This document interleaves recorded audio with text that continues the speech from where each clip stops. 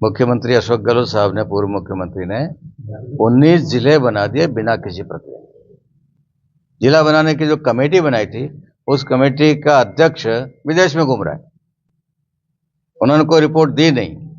वो महीने 1.5 महीने विदेश में बैठे हैं और उसी दौरान उनके आने से पहले, उनकी रिपोर्ट मिलने से पहले विधानसभा में अंधाधुंध उन्होंने जिलों की घोषणा करी। ये मैं समझता हूँ राजस्थान के इतिहास में एक सबसे अधिक बचकाना काम ये माना जाएगा। बहुत एक राजस्थान की उसमें सरकार की इमेज भी खराब हुई कि ऐसे ही जिले नहीं बनते हैं, सोच समझ के जिले बनाए जाते हैं। बालोतरा बहुत पुरानी डिमांड थी, वाजिब था, बनना चाहिए था।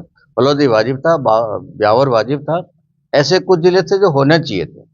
कोटपुतली बहुत वाजिब था, डीडवाना वाजिब था, लेकिन बहुत सारे जिले ऐसे बना दिए गए जो जिनकी न तो कोई कल्पना थी उनके दिमाग में, और ऐसे ही रास्ते चलते किसी ने भी राजनीतिक दबाव बनाया और उसको बना दिया। सांसौर को लेके तो बड़ा मजाक बना।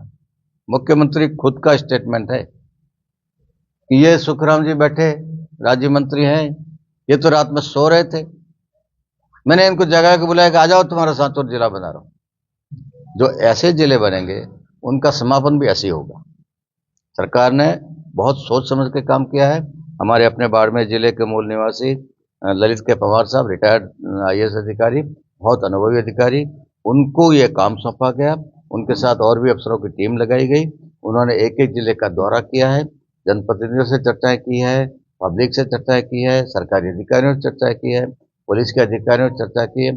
उसके बाद उन्होंने रिपोर्ट दी है कि ये 9 जिले रहने लायक नहीं है, और उस रिपोर्ट के आधार पर मंत्रिमंडल ने निर्णय किया। एक आरोप लगता है डीग को लेकर के कि मुख्यमंत्री जी ने अपना खुद का जो है वहां डीग को बचा लिया और बाकी सबको मुक्त कर दिया, जबकि वो सबसे छोटा। डीग उस कमेटी ने रिपोर्ट दिया तो कोई जस्टिफाई किया होगा उन्होंने, इसलिए किया है। ऐसे आरोप लगाना तो बहुत आसान होता है। अब वो विपक्ष में बैठे हैं, उनका काम ही आरोप लगाना, और कोई काम है नहीं उनके पास, तो उनका वो आरोप लगाते रहेंगे। पर जो भी किया है मंत्रिमंडल ने बहुत सोच समझ के किया है, पक्के आधार और लॉजिकल कुछ तर्क संगत तरीके से किया।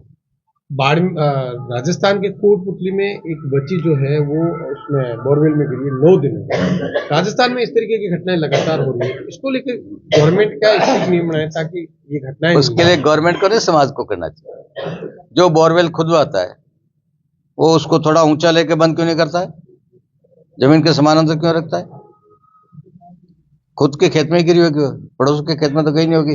3 साल 4 साल की बच्ची बाहर तो गई नहीं होगी। खुद के खेत में बोरवेल बना के जमीन के समानांतर उसको छोड़ रखा है, लावारिस ढक के रखते हैं, ऊंचा लेके रखते हैं, तो बच्चे नहीं गिरते।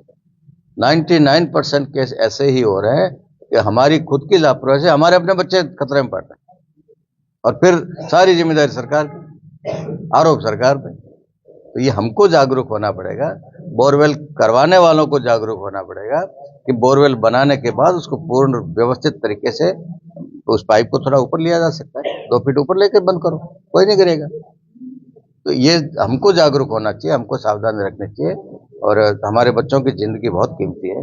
बहुत दुखद घटना है ये, जो बच्ची वो 9 दिन से अंदर फंसी हुई पड़ी है। हिम्मत है उसकी, अभी तक जिंदा है, और सरकार पूरी ताकत से वहां लगी हुई है और उसको बाहर निकालने के सारे प्रयास कर रही है, वो अलग बात है। पर हमको भी जागरूक होना चाहिए, सावधानी रखनी चाहिए। इस तरह से खुले नहीं छोड़ देना चाहिए, बोरवेल हो चाहे कुआं हो।